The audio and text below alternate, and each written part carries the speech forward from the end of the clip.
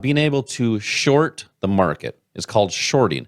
That's another strategy or another way that the smart money benefit in a down market. Al, as we get into this last segment of the show, it's mad around this place. It's March Madness, even though we're in April. We've got a couple more games left, a couple today, actually. Now, think of this. In trading and investing, a lot of people have a one-dimensional strategy. We're talking about basketball here. Just think if a basketball player had one strategy, which was just layups, right? Think of Shaquille O'Neal. By the way, probably a Hall of Famer. He's one of the best centers, to ever play the game. But he could not shoot three-pointers. He could not shoot free throws. So you want to, as a great basketball player, you need all aspects. You need to shoot layups. You need to be able to shoot free throws, but also three-pointers. Now, you mentioned something earlier, being able to short the market is called shorting. That's another strategy or another way that the smart money benefit in a down market. What exactly is that, and help our listeners understand there's more strategies than just buying the market? Yeah, and the smart money really knows how to take advantage of the different market directions. And if you look at the major institutions out there, the big banks, their profits really don't vary much with the market going up or the market going down. And they're very consistent in what they do. And so are the pros. So are the hedge fund managers, for example, and the professional traders. They understand that they have to play both offense and defense. That too. Yeah, and because think about it, if you had, let's look at football. If you had a team that only played offense and didn't even go on the field when the other team was playing offense, you wouldn't do very well. You have to do both. And the same thing is true in these markets. And there are strategies that can be used in up markets and down markets. Shorting is one of those strategies that the pros and the smart money use when the market is going down. During a market crash or correction or bear market, or for individual stocks that are maybe not doing well financially,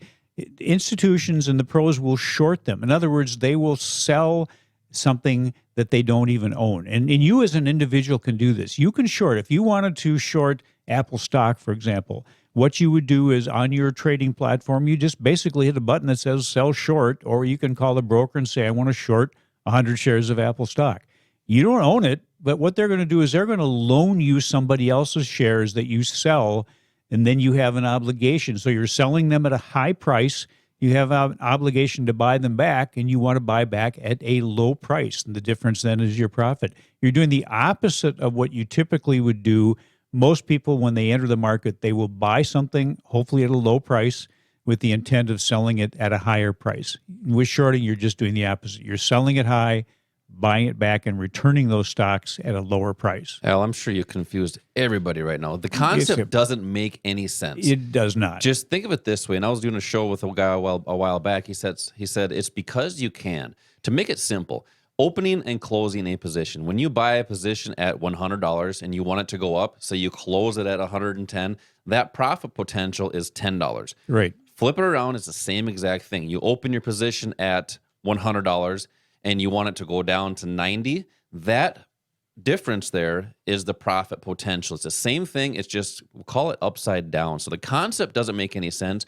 Don't worry about what that really means. Just know there's opportunities in up markets and in down markets. If you want to learn more about up markets and how to have the opportunities in down markets as well, Al teaches investing classes and dives into what shorting actually is, gives more examples so you can really understand it. That way it's an easy concept to know. So let's get into the plan now, Al. How does somebody start a trading and investing plan? Just like the casinos do, they do the same thing over and over again, but how does somebody follow that? Well, first of all, you have to have a plan. Think about all the professions out there like airline pilots, surgeons, attorneys when they go into trial. They all have a plan. They know what they're supposed to do. They know how they're going to approach what they're supposed to do, and they know how to address any objections or any issues that come up. That's what a plan does. It's like a GPS system for you. It takes you from where you are now to where you want to go. And it's comprised of several different components, and they're specific to you. Everybody should have a plan that's a little bit different than somebody else's. But the number one component of that plan is that strategy that you use, that foundational investment strategy that really concentrates on the most important thing, and that's proper price. That's timing, and that's what our core strategy does for our students. And the second component is what is the right asset to trade. And there are different assets and different strategies that might be more appropriate for each individual, and they are more appropriate for a certain market condition. You're not going to use the same strategy in an up market as you would in a down market. Maybe not the same strategy in a volatile market as you would in a non-volatile market. And then the other thing that has to be controlled, and I think you have to have a plan to do that, are your emotions. Because the biggest enemy to you as an investor or trader as far as your success is yourself. Your emotions as a human being are going to have you do exactly the opposite of what you should do. And what we find is even if people have a tendency to increase the number of trades they do because of emotions, whether they are doing well or not doing well. In other words, if you have a lot of losses, then your emotions take over. You say, I'm going to teach this market something. I'm just going to do more trades and I'm going to get back everything I lost. Sounds like revenge. That's revenge trading is exactly what it is. And then on the other hand, if you have several wins, you're thinking, I'm really great. I am a genius at this. I'm just going to do more trades and do well. Patience is a big part of it. And that, if you do that, if you're trading more, if you're losing, if you're trading more when you're winning, you're not following your process. You're not following your rules. Every plan should have a set of rules you follow, a step-by-step process. And if you do that, if you follow those rules, you follow that process, then you're going to put the odds in your favor. And you put that plan together while you're starting out, while you're learning things, and while you're learning with the guidance of somebody who has experience. That way, those rules that are specific to you are set properly for you, and that gives you the confidence to rely on that strategy, have the discipline just to follow the strategy.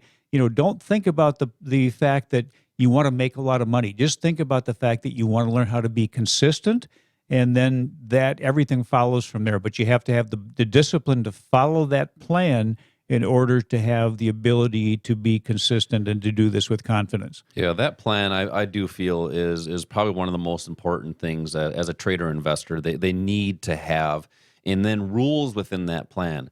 But here's probably more important is having someone guide you and help you build that plan. I know you've helped a lot of people build a trading and investing plan, understanding how to make proper decisions. Whether it doesn't matter what state of your life you're in, if you're in that accumulation phase, which would be like your working years, or say you're retired, it doesn't matter. There's different plans for everybody, and it's not just a one size fit all. It's customized for each individual person, and having those rules within there. And as Al was talking about, placing the odds in your favor.